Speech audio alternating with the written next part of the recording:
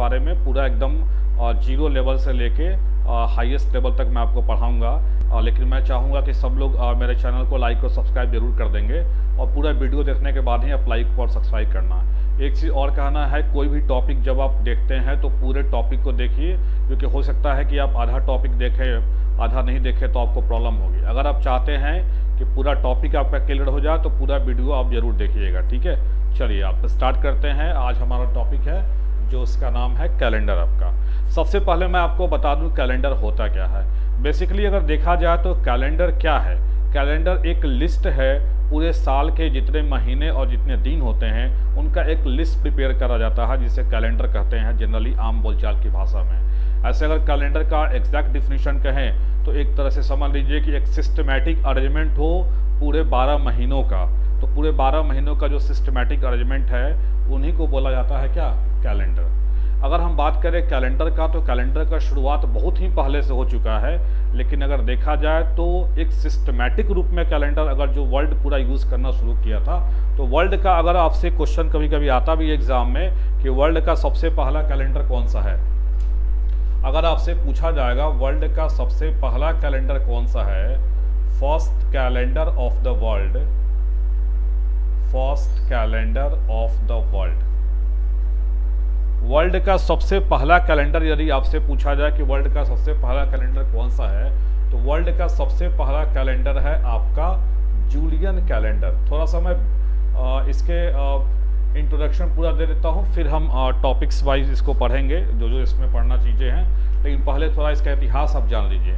तो वर्ल्ड का सबसे जो पहला कैलेंडर है वो है आपका जूलियन कैलेंडर। कभी कभी एग्जाम में क्वेश्चन आता है कि वर्ल्ड का सबसे पहला कैलेंडर कौन सा है, तो याद रखिएगा वर्ल्ड का सबसे पहला कैलेंडर जूलियन कैलेंडर है। और ये कैलेंडर बना था अराउंड 46 BC में। BC का मतलब जानते हैं आप लोग, बिफोर क्राइस्ट, यानी ईसा के जन्म से पूर्व के जो साल होते हैं उसको BC बोलते हैं। और AD मतलब एनो डोमिनी, ईसा के जन्म के बाद के जो साल होंगे उसको AD के रूप में ले जाता है। तो मैंने बताया कैलेंडर जो वर्ल्ड का सबसे पहला कैलेंडर बना था जूलियन कैलेंडर, इसी को वर्ल्ड का सबसे पहला कैलेंडर माना जाता है।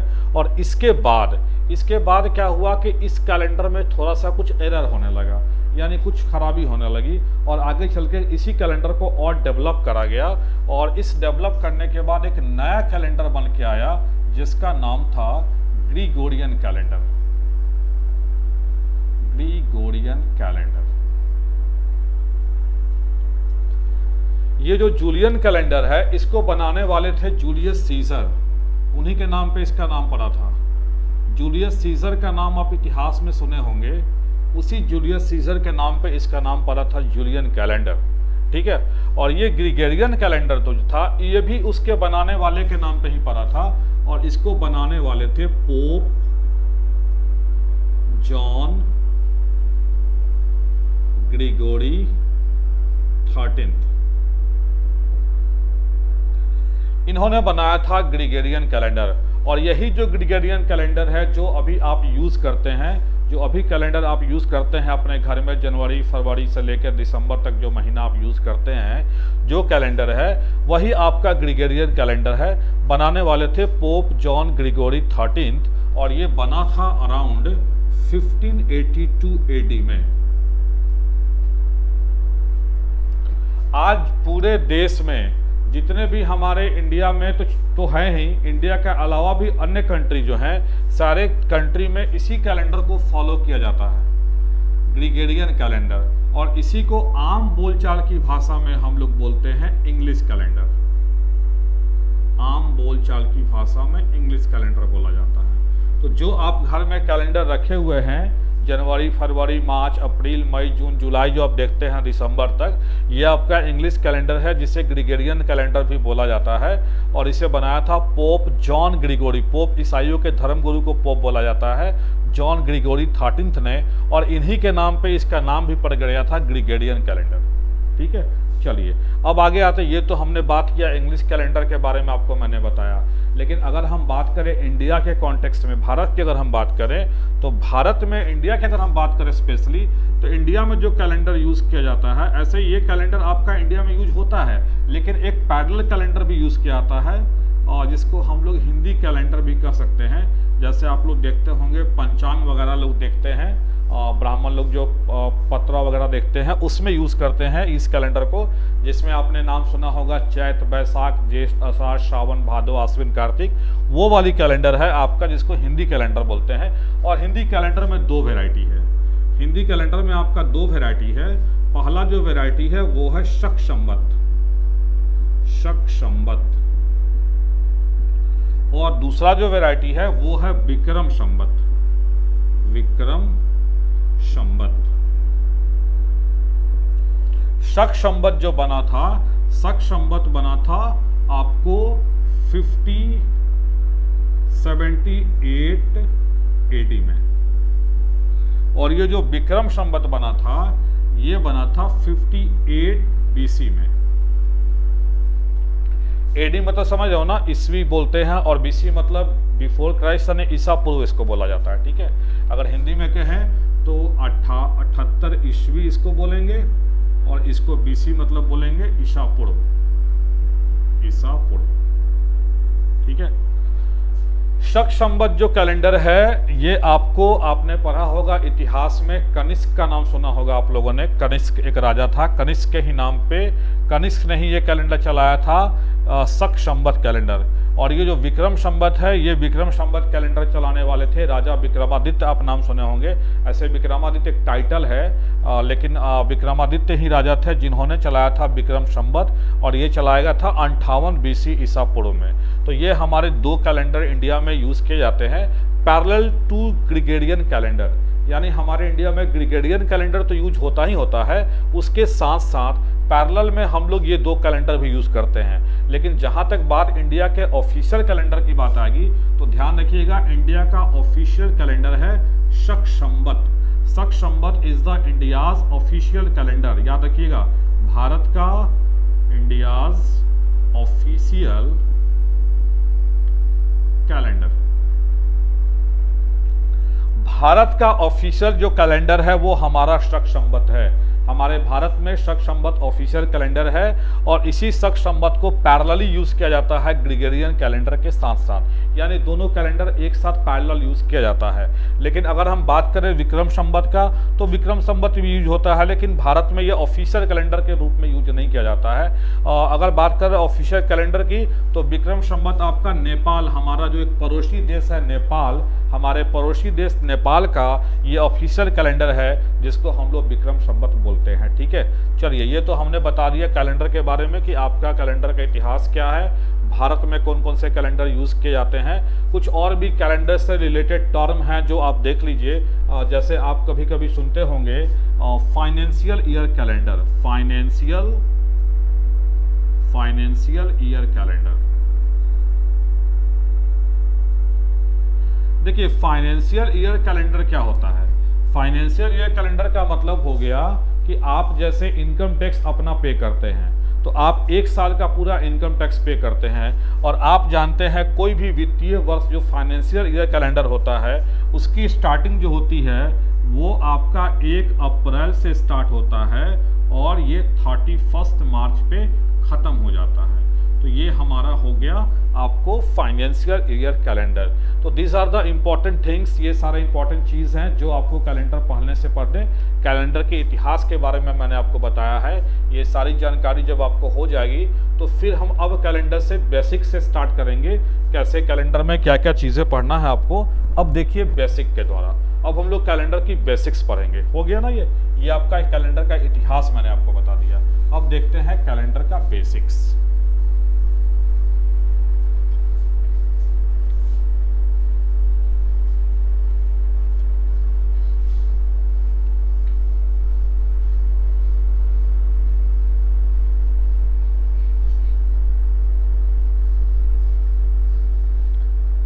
चलिए अब देखिए कैलेंडर की बेसिक्स। पूरा वीडियो ध्यान से देखिए, आपका एक भी क्वेश्चन एग्जाम में नहीं छूटेगा, गारंटी मैं दे रहा हूँ आपको। इसलिए वीडियो पूरा ध्यान से देखिएगा, और इसका 2 या 3 वीडियो लोड होगा, 2-3 वीडियो तो कम से कम लगेंगे, 3 वीडियो तो जरूर लगेगा, तो आप लोग वीडियो देखते रहिएगा इसका। चलिए आइए नेक्स्ट हम लोग अब आते हैं कैलेंडर के बारे में। तो अगर हम बात करें, अब हम लोग क्वेश्चन पे धीरे धीरे जाएंगे, क्वेश्चंस कैसे आएंगे, लेकिन क्वेश्चन बनाने से पहले कुछ बेसिक चीजें हैं उनको मैं क्लियर कर देता हूँ। कैलेंडर बेसिकली 2 तरह के होते हैं आपको। एक कैलेंडर है आपका normal year calendar, normal year calendar, और एक है आपका leap year calendar. Normal year calendar में आपको 365 डेज होंगे और लीप ईयर कैलेंडर में आपको 366 डेज होंगे। 365 डेज होने का मतलब हो गया ये आपको 52 सप्ताह होगा और एक दिन बचेगा, और यहां 366 दिन का मतलब हो गया कि 52 सप्ताह और प्लस 2 दिन बचेंगे। ठीक है, चलिए तो अब हम लोग जरा कैलेंडर की यूनिट की बात कर ले। यूनिट के बारे में मैं बता दूं आपको, यूनिट के बाद ज़्यादा इसको बेहतर समझ में आएगा। यूनिट की बात करें तो कैलेंडर का सबसे छोटा यूनिट होता है 1 डे।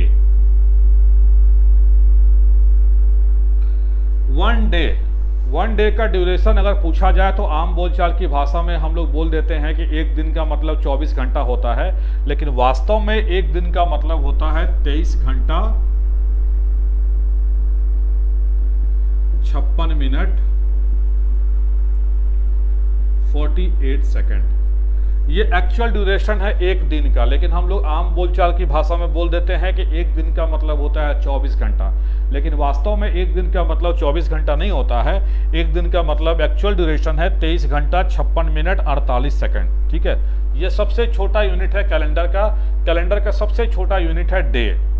डे से अगर हम बड़ा यूनिट की बात करें तो डे से बड़ा यूनिट है आपका वीक, एक वीक, और एक वीक में होते हैं 7 दिन। वीक जब हो गया तो वीक के बाद अगर हम बात करें तो वीक के बाद आता है आपका महीना, 1 मंथ। 1 मंथ में आपको फरवरी का महीना रहेगा तो 28 या 29 रहता है, नॉर्मल ईयर में 28 दिन, और अगर लीप ईयर रहेगा तो 29 दिन। बाकी सारे महीनों में रहते हैं 30 या 31 दिन। इसलिए मैंने लिख दिया 1 मंथ इक्वल टू 28, 29, 30 या 31 दिनों का एक महीना बनता है आपका। चलिए 1 मंथ के बाद आइए, 1 मंथ के बाद इससे बड़ा यूनिट है 1 मंथ के बाद ईयर। अब देखिए ईयर की अगर हम बात कर रहे हैं तो ईयर में 2 तरह का ईयर होता है, एक होता है आपका नॉर्मल ईयर और एक होता है लीप ईयर। तो अगर हम बात करें पहले नॉर्मल ईयर की बात करें तो नॉर्मल ईयर में होता है 365 डेज। अब एक बात और कहना है, हम लोग नॉर्मल ईयर में लेते हैं 365 दिन, और लीप ईयर में हम लोग एक लीप ईयर की अगर हम बात करें, एक लीप ईयर, तो एक लीप ईयर में हम लोग लेते हैं 366 दिन, 366 डेज। ये 365 डेज और यहाँ हमने लिया 366 डेज, 365 दिन और 366 दिन। यहाँ भी हमने बताया, देखो एक चीज़ और बहुत इंपॉर्टेंट चीज़, 1 नॉर्मल ईयर को तुम मानते हो 365 दिन, लेकिन एक्चुअल ड्यूरेशन होता है 365 दिन 5 घंटे 45 मिनट और 46 सेकंड। ये आपका एक्चुअल ड्यूरेशन होता है 365 दिन 5 घंटे 45 मिनट और 46 सेकंड। लेकिन हम लोग जनरली बोल देते हैं कि एक नॉर्मल ईयर का मतलब 365 दिन। कहीं कहीं नॉर्मल ईयर को जनरल ईयर के रूप में भी देता है, तो आप नॉर्मल ईयर कहो या जनरल ईयर कहो, दोनों बात सेम ही है। लीप ईयर को हिंदी में लीप वर्ष भी देता है, और किसी किसी बुक में लीप वर्ष को हिंदी में अधिवर्ष भी दिखा रहता है, अधिवर्ष। कहीं कहीं अधिवर्ष भी आपको मिल सकता है लीप ईयर में, कि 1 लीप ईयर यानी कि एक अधिवर्ष। तो एक अधिवर्ष में कितना दिन? 366 दिन। तो ये हमारे जो यूनिट्स हैं उसको मैं बता रहा था आपको, एक दिन का बताया, एक वीक, एक मंथ, एक नॉर्मल ईयर, एक लीप ईयर। अब लीप ईयर के बाद जो यूनिट आ रहा है, इसके बाद आ रहा है 1 डिकेड। डिकेड का मतलब होता है दशक। दशक का मतलब हो गया एक दशक। एक दशक का यानी कितना साल? 10 साल। एक दशक में 10 साल होंगे। ठीक है, अब आइए दशक से जो बड़ा यूनिट है सेंचुरी। सेंचुरी को हिंदी में बोलते हैं शताब्दी, एक शताब्दी। तो आप एक दशक में जानते हैं 10 साल होता है, वैसे ही एक शताब्दी में आपके कितने साल होंगे? 100 साल होंगे। तो ये सारे यूनिट आपको पता होनी चाहिए और इन्हीं सारे यूनिट्स पे हम लोग बारी बारी से डिस्कशन करेंगे। लेकिन सबसे पहले जो हमें डिस्कशन करना है वो सबसे पहले करना है हमको किस टॉपिक पे, लीप ईयर के बारे में। पहले हमें लीप ईयर समझना है कि लीप ईयर क्या है, कैसे आप लीप ईयर को आइडेंटिफाई करोगे, एग्जाम में कैसे कैसे क्वेश्चंस लीप ईयर से दिया जा सकता है आपको, इन सारे चीज़ों पे चर्चा करेंगे हम लोग। लीप ईयर के बारे में पढ़ेंगे तब। इतना ये बेसिक था आपका, जितना यूनिट था मैंने सारा यूनिट लिख दिया है। अब देखिए आप लीप ईयर के बारे में। चलिए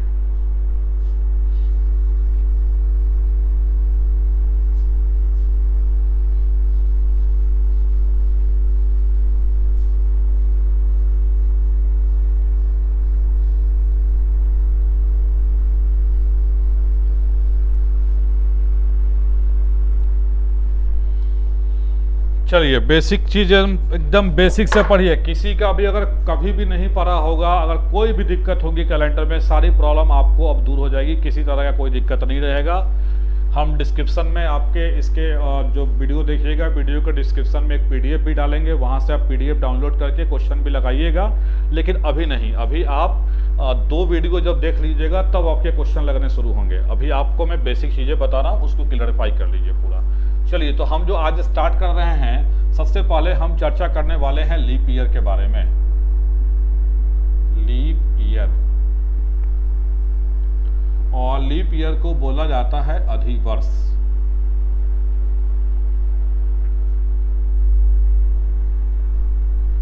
लीप ईयर, देखो लीप ईयर का क्या सेंस है। लीप ईयर का सेंस है कि नॉर्मली आप देखते हो हर साल में 365 दिन होता है, लेकिन जैसे ही लीप ईयर आएगा उसमें 366 दिन हो जाएगा। यानी लीप ईयर में जो दिनों की संख्या होगी वो होगी 366, और ये 366 जो होता है, क्योंकि फरवरी का जो महीना है, फरवरी में आपका दिन कितना हो जाएगा, 29 दिन हो जाएंगे, और जैसे ही फरवरी में 29 दिन होगा वो आपका लीप ईयर हो जाएगा। और ये लीप ईयर हर एक 4 सालों पे लीप ईयर आता है, हर एक 4 साल के बाद आपको लीप ईयर मिलेगा। इसके बारे में भी हम डिटेल चर्चा करेंगे, कैसे आता है और वो कैसे लीप ईयर बनता है, उसके बारे में भी हम चर्चा करेंगे। पहले हम लोग लीप ईयर को आइडेंटिफाई करना जान ले कि लीप ईयर को कैसे हम पहचानेंगे। जनरली अगर हम देखें तो सिंपली अगर कहें हम आपको लीप ईयर के बारे में कैसे आइडेंटिफाई करोगे कि लीप ईयर है, तो आप ऐसे देख लो, वैसे वर्ष, हिंदी में लिख देता हूं, वैसे वर्ष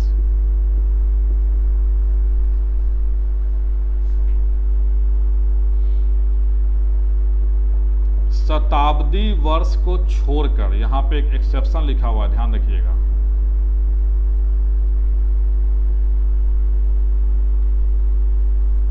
वैसे वर्ष ब्रैकेट में लिखा हुआ शताब्दी वर्ष को छोड़कर। अब कहिएगा सर शताब्दी वर्ष क्या होता है? शताब्दी वर्ष का मतलब हो गया वैसे वर्ष जो 100 का मल्टीपल है, मल्टीपल ऑफ 100, जैसे 1900 ईस्वी, 2000 ईस्वी, 2100, 2200, 800, 900, 400 ईस्वी, ये सारे 100 के मल्टीपल हैं। उनको छोड़कर, शताब्दी वर्ष को छोड़कर लिखा हुआ है, वैसे वर्ष शताब्दी वर्ष को छोड़कर जो 4 से विभाजित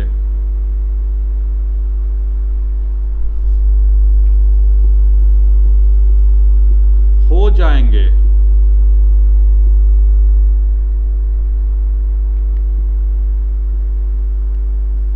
लीप वर्ष होंगे।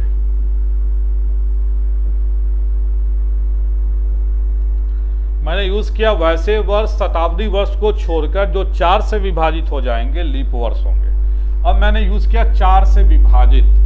अब देखो 4 से विभाजित होने का मतलब है, 4 से विभाजिता का नियम, डिविजिबिलिटी का रूल है कि कोई भी संख्या 4 से तभी कटेगा जब संख्या का अंतिम 2 अंक 4 से कट जाए। अगर अंतिम 2 अंक 4 से कट जाएगा तो वो लीप ईयर हो जाएगा। अब एग्जाम में क्या होगा कि 4 एग्जाम्पल आपको दे देगा और कहेगा कि पहचानो भाई इसमें से लीप वर्ष कौन सा है, या उसमें दे देगा 4 एग्जाम्पल, बोलेगा बताओ इसमें से लीप वर्ष कौन नहीं है। तो क्वेश्चन को पूछने का पैटर्न 2 ही रहेगा, या तो लीप वर्ष पहचानने का, या तो कहेगा कि कौन सा लीप वर्ष नहीं है वो पहचानो। तो 2 ही तरह के क्वेश्चन इसमें आते हैं लीप वर्ष से स्पेशली। अगर मान लो अगर हम तुम्हारे सामने दे दिए 1992, 1994, 2006, 2016,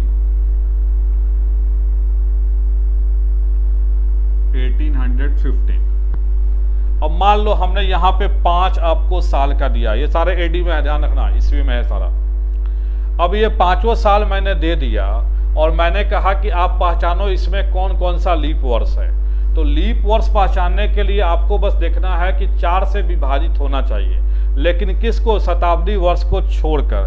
तो यहाँ तो शताब्दी वर्ष कोई दिखाई नहीं पड़ रहा है आपका। अगर इनकेस कहीं शताब्दी वर्ष दे दिया, मान लो अगर ये 1900 दे दिया, एक हम एग्जाम्पल के रूप में ले लेते हैं। चलो, तो अब हमें पहचानना है कि लीप वर्ष जो 4 से विभाजित हो जाएंगे। अब देखा जाए 4 से विभाजिता का नियम हमें देखना है। अब देखो ये 1992 में लास्ट के 2 अंक 92 है, 92 है, और मैंने बताया था यदि अंतिम 2 अंक 4 से कट जाएंगे तो ये पूरी संख्या 4 से कट जाएगा, यानी ये आपका लीप वर्ष है। दूसरा अगर चूज करने के लिए कहा जाए कि 1994 लीप वर्ष है कि नहीं, तो 94 क्या 4 से कटेगा? नहीं कटेगा। तो 94 4 से नहीं कटेगा तो ये लीप वर्ष नहीं होगा। 2006 में देख लो लास्ट का 2 अंक 06 है, 06 जो है वो 4 से नहीं कटेगा, दैट्स वाई ये लीप ईयर नहीं होगा। 2016 अब ये 16 है, लास्ट के 2 अंक 16 16 है, कट जाएगा तो 4 से कट जाएगा तो लीप ईयर होगा। 1815 में अंतिम 2 अंक 15 है, क्या ये 4 से कटेगा? ये 4 से नहीं कटेगा, तो नहीं कटेगा तो लीप वर्ष नहीं होगा। ये 1900 ये आपका शताब्दी वर्ष है, और शताब्दी वर्ष में ये 4 से कटेगा नहीं कटेगा उससे हमें कोई लेना देना नहीं है। शताब्दी वर्ष के लिए मैं अलग नियम पढ़ाऊंगा, वो देखिएगा, लेकिन ये लीप ईयर नहीं है, ये जान लीजिए। अब ये लीप ईयर कैसे नहीं है इसके बारे में हम अब बताने जा रहे हैं। ये तो हमने बताया कि वैसे वर्ष शताब्दी वर्ष को छोड़कर जो 4 से विभाजित हो जाएंगे लीप वर्ष होंगे। अब तुम कहोगे कि सर यदि शताब्दी वर्ष होगा तब कैसे पहचानेंगे? तो शताब्दी वर्ष के लिए कैसे पहचान करना है वो जान लो। शताब्दी वर्ष में बस यही करना है, देखो क्या करेंगे शताब्दी वर्ष के लिए। शताब्दी वर्ष के लिए करना क्या होगा,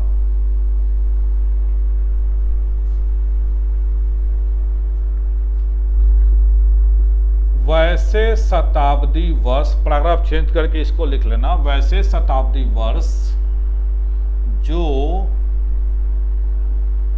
400 से विभाजित हो जाएंगे लीप वर्ष होंगे। शताब्दी वर्ष के लिए नियम चेंज हो गया। आपका जो ऑर्डिनरी वर्ष था उसमें क्या था, आप सिंपल 4 से चेक कर रहे थे कि 4 से कट रहा है कि नहीं कट रहा है, लेकिन अगर वो शताब्दी वर्ष होगा तो किससे चेक करना पड़ेगा? 400 से। अगर 400 से कट जाएगा तब वो लीप वर्ष होगा, और अगर 400 से नहीं कटेगा तो वो लीप वर्ष नहीं होगा। अब यहाँ पे कुछ एग्जाम्पल हम लिख लेते हैं जो शताब्दी वर्ष है। जैसे अभी पहला यहाँ 1900 लिखा हुआ था, आपको 1900 में लिख लेता हूँ, आपको 1900 लिख लिया, 2000 लिख लिया, 2100 लिख लिया, 1200 लिख लिया, 800 लिख लिया, 300 लिख लिया। This all are in AD, ये सारा एडी में है, ये ध्यान रखिएगा, एडी में लिखा नहीं बट सारा ये एडी में है। अब आपको ये पहचानना है शताब्दी वर्ष में कि इसमें कौन कौन सा लीप ईयर है। तो शताब्दी वर्ष के लिए जो नियम था हमने चेंज कर दिया है। हमने नियम क्या कर दिया कि वैसे शताब्दी वर्ष जो कितना से कटेंगे, 400 से विभाजित हो जाएंगे, वो लीप वर्ष होंगे। अब देखो कि इसमें कौन कौन 400 से कटने वाला है। क्या 1900 400 से कटेगा? 400 का पहरा पढ़ो, 4 का पहरा में 4 चौके 16, 4 पचे 20, तो 2000 तो आएगा, लेकिन ये आना पॉसिबल नहीं है, इसलिए ये लीप ईयर नहीं होगा। 2000 पढ़ोगे 4 पचे 20, ये आपका हो जाएगा लीप ईयर। 2100 पढ़ोगे, 4 के पहरा में नहीं आएगा 21, ये नहीं होगा। अब देखो 400 से गुना करना है तो 400 का पहरा पढ़ोगे तो 4 ही का पहरा पढ़ दो ना, आगे में डबल जीरो लगा रहेगा, तो 4 पचे 20 यानी 2000 हुआ 5 से गुना करने पे। यहाँ 2100 है, ये तो नहीं होगा। 400 का पहरा पढ़ोगे 1200, तो ये आ जाएगा 4 तिहाई 12, ये लीप ईयर आपका है। 4 दूनी 800, 400 गुने 2 करोगे 800, ये भी आपका लीप ईयर है। और ये 300 है, ये 400 से भाग लगने वाला ही नहीं है, और जब लगने वाला नहीं है तो ये लीप वर्ष तो होगा नहीं, इसलिए इसको आप काट दो। ठीक है, तो अभी आपने देखा, ये मैंने आपको बताया है कैसे आप लीप ईयर के बारे में पहचान करेंगे और लीप ईयर को कैसे आप आइडेंटिफाई करते हो। एग्जाम में 2 ही तरह के क्वेश्चंस आते हैं, 4 ग्रुप दिया रहेगा और कहेगा कि पहचानिए इसमें से कौन सा लीप वर्ष है। या तो ऐसे देगा या दूसरा तरीका दे सकता है, 4 वर्ष दे देगा और पूछेगा बताइए इसमें से कौन सा लीप वर्ष नहीं है। तो नियम याद रखना, ऑर्डिनरी ईयर के लिए 4 से कटना चाहिए, लेकिन अगर शताब्दी वर्ष होगा तो शताब्दी वर्ष के लिए कितना से कटना चाहिए, 400 से। अगेन मैं रिपीट कर दूं, शताब्दी वर्ष का मतलब हो गया कि वैसे वर्ष जो 100 के मल्टीपल में हैं। यानी सीधे अगर कुछ नहीं समझ में आ रहा है तो सीधे समझ लो कि लास्ट में 2 जीरो लगा रहा है, तो जहां भी लास्ट में 2 जीरो लगा हुआ मिल जाए समझ लेना कि वो शताब्दी वर्ष है। और शताब्दी वर्ष तभी लीप वर्ष होगा जब वो 400 से कटेगा, अदरवाइज वो लीप वर्ष नहीं होगा। तो ये हमने आपको बता दिया लीप वर्ष कैसे आप आइडेंटिफाई करोगे। लीप वर्ष आइडेंटिफाई करने का ये तरीका मैंने आपको बता दिया। एग्जाम में इससे एक क्वेश्चन आता है, जनरली जब भी आप एग्जाम देने जाओगे तो लीप वर्ष से एक क्वेश्चन मिलेगा आपको। चलिए आगे देखते हैं।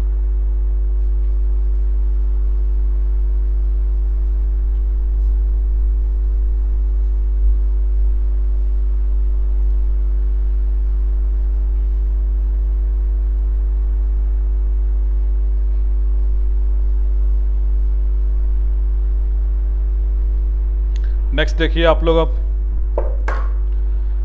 देखिए मैंने अभी आपको लीप वर्ष पहचान करने के बारे में बता दिया। अब मैं जरा लीप वर्ष के बारे में डिटेल चर्चा करता हूं, कितने वर्षों में कितना लीप वर्ष होता है इसके बारे में हम चर्चा करने वाले हैं। उसके पहले मैंने बताया था कि हमारे देश में और जितने भी वर्ल्ड के कंट्री है, मैक्सिमम कंट्रीज में आपको ग्रिगोरियन कैलेंडर यूज किया जाता है।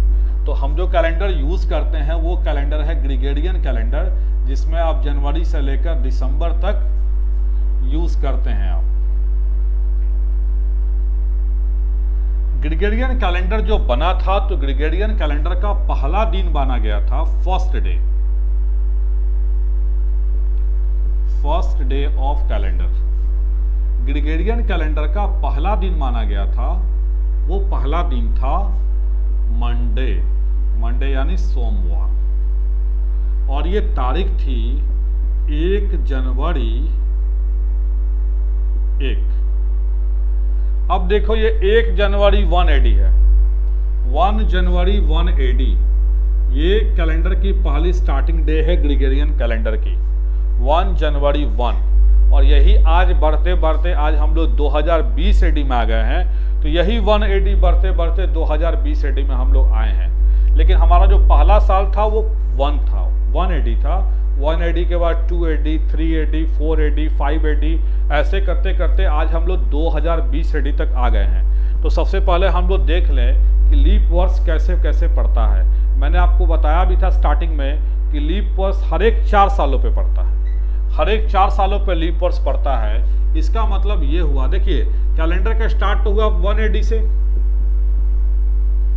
1 AD के बाद 2 AD आएगा, 2 AD के बाद 3 AD आएगा, 3 AD के बाद 4 AD आएगा, 4 के बाद 5 AD आएंगे। लेकिन अगर हम लीप की बात करें तो पहली बार जो लीप पड़ा था वो किस AD में पड़ा था, 4 AD में, क्योंकि मैंने बताया हर चौथा साल जो होगा वो लीप ईयर होगा। तो ये हमारा 4th AD जो है वो लीप ईयर है, 4th AD जो है हमारा लीप ईयर है। अब बताइए 4th ईयर जब लीप ईयर हो गया तो 4 का पहरा पढ़ते जाइए। अब 4 के बाद कब आने वाला है, 8 AD, 8 AD लीप होगा, 8 के बाद 12 AD लीप होगा। ऐसे ही आप पढ़ते जाइए, पहरा पढ़ते जाइएगा, 4 का पहरा पढ़ते जाइए, 4, 8, 12, 16, 20, 24, 28 करते करते करते करते आप 4 के पहरा में जाओगे तो लास्ट में मान लो 92 AD आया, 92 4 से भी कट जा रहा है, तो 92 AD के बाद आएगा 96 AD, और 96 AD के बाद आएगा 100 AD।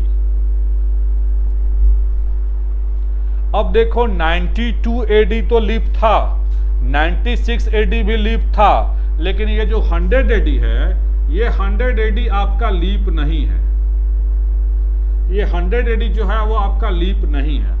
अब यहाँ सबसे बड़ा प्रश्न उठता है कि जब हमने बताया था कि हर 4 साल पे लीप ईयर आता है, तो यहाँ भी तो 4 साल पे जब लीप ईयर आया तो 4 में आया, 8 में आया, 12 में आया, 92 में भी आया, 92 के बाद 96 में भी आया, 96 के बाद 100 में नहीं आया। 100 में तो आना चाहिए था, बिकॉज 4 साल तो यहाँ भी पूरा हो रहा है, लेकिन ये क्यों नहीं आया, इसका रीज़न क्या है? इसका रीज़न मैं आपको बताता हूँ ये क्यों नहीं आता है। जनरली का है तो आप पहले पढ़ ही चुके हैं कि शताब्दी वर्ष में 400 से भाग लगने पे वो लीप होगा। तो क्या 100 AD में 400 से भाग लगेगा? 100 AD में 400 से भाग नहीं लगेगा, तब तो ये लीप नहीं होना चाहिए, ऑब्वियस है। लेकिन क्यों नहीं होगा, इसका एग्जैक्ट रीजन जानिए क्यों नहीं होता है। देखिए, आपने पढ़ा है आम बोलचाल की भाषा में, जैसे आप लोग बचपन में पढ़े होंगे, ज्योग्राफी वगैरह में जब पढ़ाया जाता होगा आप लोग को, तो दिन के बारे में जब पढ़ाया जाता होगा तो बताया गया होगा कि हर 4 साल पे लीप आता है, बिकॉज हर वर्ष में जो 6 घंटा बच जाता है, क्योंकि नॉर्मल ईयर में 365 दिन और 6 घंटा होता है, और वही 6 घंटा कलेक्ट हो जाता है, और 6 चौके 24, यानी 4 साल में वो 24 घंटा बन जाता है, जो हर एक चौथे साल में आता है। तो वही चौथे साल में आ रहा था 4 AD, 8 AD, 12 AD, 92 AD, ऐसे करते करते 96। तो 100वें AD में भी तो 6 घंटा कलेक्ट हो रहा था हर साल, वहाँ भी होना चाहिए था, लेकिन यहाँ पे नहीं हुआ। इसका रीजन देखिए क्या है। इसका रीजन ये है, क्योंकि आपने पढ़ा था नॉर्मल ईयर के बारे में कि नॉर्मल ईयर में 365 दिन होता है और 5 घंटा 45 मिनट और 46 सेकंड बताया था। 46 भी आता, कहीं कहीं 48 भी दिया रहता, कोई दिक्कत नहीं उससे। चलो, तो हमें देखना है कि हर साल में एक्स्ट्रा हमें क्या मिल रहा था। हर साल एक्स्ट्रा हमें मिल रहा था 5 घंटा और कितना मिनट, 45 मिनट। और अगर ये 4 साल जमा हो जाता है, तो हर साल अगर 4 बार ये जमा हो जाएगा, 4 से गुना कर देते हैं, तो यहाँ आ जाएगा 180 मिनट, और यहाँ आ जाएगा 4 × 20 घंटे। तो 20 घंटे और 180 मिनट, 180 मिनट का मतलब हो गया 3 घंटा। तो 20 घंटा प्लस 3 घंटा कितना घंटा हुआ, 23 घंटा। यानी हर चौथे साल में जमा कितना हो रहा था, 23 घंटा जमा हो रहा था। लेकिन आप तो ले रहे थे 24 घंटा ना, बिकॉज आप तो पूरा एक दिन बढ़ा दे रहे थे, पूरा एक दिन बढ़ाया आपने, यहाँ भी, यहाँ भी, यहाँ भी। तो अब देखो, यहाँ भी आपने बढ़ाया था एक दिन, यहाँ भी आपने बढ़ाया था एक दिन, हो रहा था 23 घंटा। लेकिन आप तो एक दिन बढ़ा रहे थे, यानी एक दिन बढ़ाने का मतलब है कि अप्रोक्स आप 24 घंटा बढ़ा रहे थे। तो जो 24 घंटा जो आप बढ़ा रहे थे, यानी डिफरेंस कितने घंटे का हो रहा था, 1 घंटे का। यही जो 1 घंटा जो आप हर साल ज्यादा ले रहे थे, क्योंकि यहाँ भी आपने 1 साल ज्यादा लिया, यहाँ भी आपने एक घंटा ज्यादा लिया, सॉरी 1 साल नहीं 1 घंटा ज्यादा लिया, तो 1 घंटा यहाँ ज्यादा लिया, 1 घंटा यहाँ ज्यादा लिया। तो ऐसे करते करते 96 AD तक आपका लीप था। तो 4 का पहरा 96 तक पढ़ने के लिए आपको 24 बार जाना पड़ेगा, यानी 24 बार आपने 1 घंटा ज्यादा लिया था। और 24 बार जब 1 घंटा आपने ज्यादा लिएगा, तो 24 गुने 1 कर दोगे तो कितना आएगा, 24 घंटा आएगा। यानी 96 AD तक आपने 24 घंटा ज्यादा ले लिया था। और वही जो आपने 24 घंटा ज्यादा लिया था, उसी 24 घंटा को एडजस्ट करने के लिए इस 100 AD को लीप ईयर नहीं बनाया गया है। और ये 100 AD जो है वो लीप वर्ष नहीं है, इसको नॉन लीप ईयर बोला जाता है, नॉन लीप ईयर। तो अब तो क्लियर हो गया होगा लीप ईयर का डाउट आपका। अब देख लो फिर से, अगर पूछा जाए कि 100 सालों में ये 100 AD तक है, पहले 100 साल, 100 साल का मतलब क्या है, पहला 100 साल, यानी फर्स्ट AD से लेके 100 AD तक अगर कोई पूछेगा आपसे कि फर्स्ट AD से लेके 100 AD तक में कितना आपका लीप वर्ष होगा, तो आपका 4 का पहरा कहाँ तक पढ़िएगा तो लीप वर्ष हुआ था, 96 AD तक। तो याद रखिएगा कि 100 वर्ष में, स्टार्टिंग 100 वर्ष में कितने लीप ईयर होते हैं, 24 लीप ईयर्स। तो आज हमने सीखा 100 वर्षों में कितना लीप ईयर, 24। अब आइए 100 वर्षों में 24 लीप ईयर। तो जब 100 वर्षों में 24 लीप ईयर है, तो 200 वर्षों में कितना आएगा, 24 में गुना 2 से कर दो, 24 दूनी कितना हो जाएगा, 48 लीप ईयर्स। अगर हम बात करें 300 वर्षों में, तो 24 का पहरा 3 मरतबे पढ़ दो, कितना आ जाएगा, 72 लीप ईयर। और अगर हम बात करें 400 घंटों में, तो 24 में 4 से गुना कर लेना, 24 चक्के 96, लेकिन होना चाहिए था 96, लेकिन आप याद करो कि ये 400वां वर्ष लीप ईयर है। इसलिए लीप ईयर है बिकॉज ये 400 का मल्टीपल है। और मैंने आपको बताया था कोई भी शताब्दी वर्ष जो आपका 400 से कट जाएगा वो आपका लीप ईयर होगा। दैट्स वाई ये 400वां वर्ष आपका कट जाएगा 400 से, इसलिए यह लीप ईयर है। तो 24 चौके 96 और 400वां वर्ष भी तो लीप होगा। यहाँ 100वां लीप नहीं था, 200वां लीप नहीं था, 300वां लीप नहीं था, लेकिन 400वां तो लीप है ना। तो 24 चौके 96 प्लस 400वां वर्ष का एक लीप ईयर और आ जाएगा, यानी कितना leap year? 97 leap years. Exam में आया हुआ क्वेश्चन है कि 400 वर्षों में कितने लीप ईयर होते हैं, तो आपको जवाब देना है 400 वर्षों में कितने लीप ईयर होते हैं? 97 लीप ईयर्स होते हैं। नोट डाउन किया जाए जल्दी।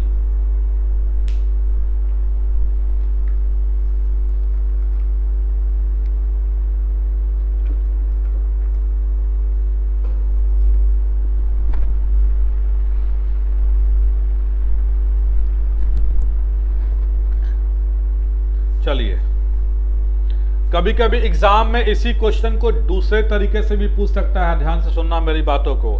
ये पूछा 400 वर्षों में 97 लीप ईयर्स। कभी कभी एग्जाम में जानते हो क्वेश्चन को कैसे घुमाएगा? एग्जाम में ऐसे क्वेश्चन पूछेगा कि बताइए 400 वर्षों में 29 फरवरी कितने बार आएगा। सुनिए क्वेश्चन को, 400 वर्षों में 29 फरवरी कितने बार आएगा। तो भैया 29 फरवरी कब आता है? 29 फरवरी तब आता है जब लीप ईयर होता है। यानी वो पूछना चाहता है कि 400 वर्षों में लीप ईयर कितने बार आएगा। तो 400 वर्षों में लीप ईयर कितने बार आएगा? 97 टाइम्स आएंगे लीप ईयर्स। चलिए आगे देखते हैं।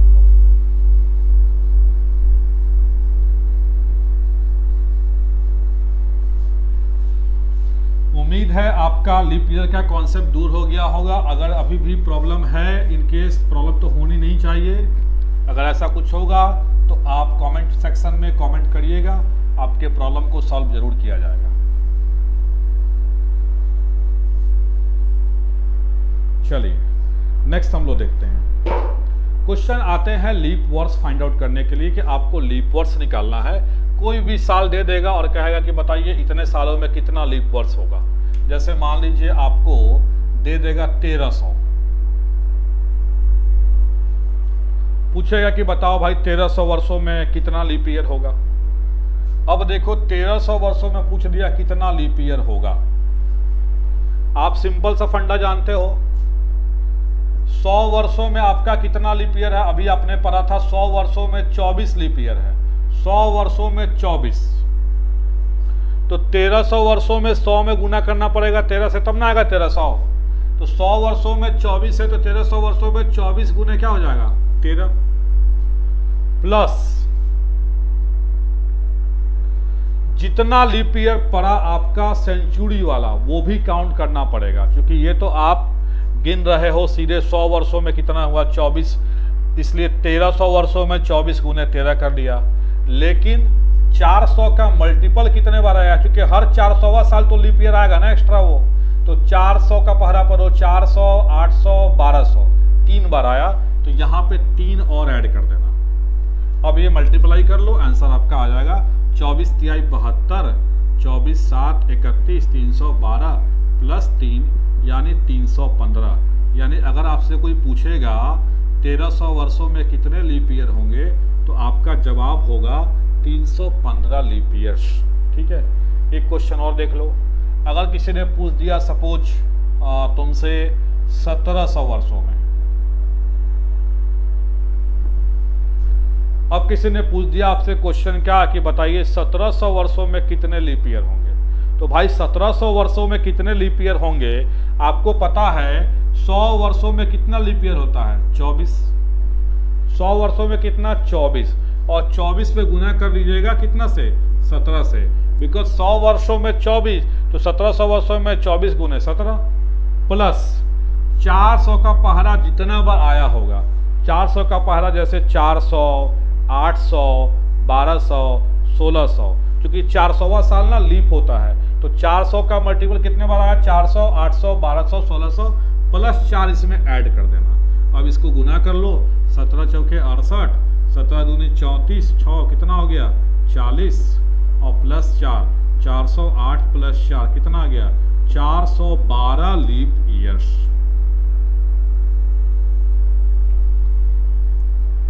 तो ये आज मैंने आपको पूरा लीप ईयर का कॉन्सेप्ट दे दिया है। लीप ईयर में जनरली यही 2-3 टाइप क्वेश्चंस आते हैं और जो चीज़ें होंगी हम अगली क्लास में पढ़ेंगे। आज के लिए इतना ही काफ़ी है आप लोग के लिए। जितना पढ़ाया हूँ उसको जाके आप पढ़िए और यदि कोई भी दिक्कत हो तो आप ज़रूर कमेंट सेक्शन में कमेंट करिएगा। और अगर आपको ये वीडियो पसंद आया हो तो प्लीज़ लाइक एंड सब्सक्राइब जरूर करिएगा। Thank you all of you.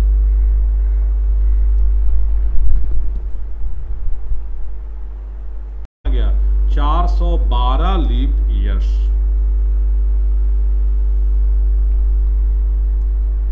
तो ये आज मैंने आपको पूरा लीप ईयर का कॉन्सेप्ट दे दिया है।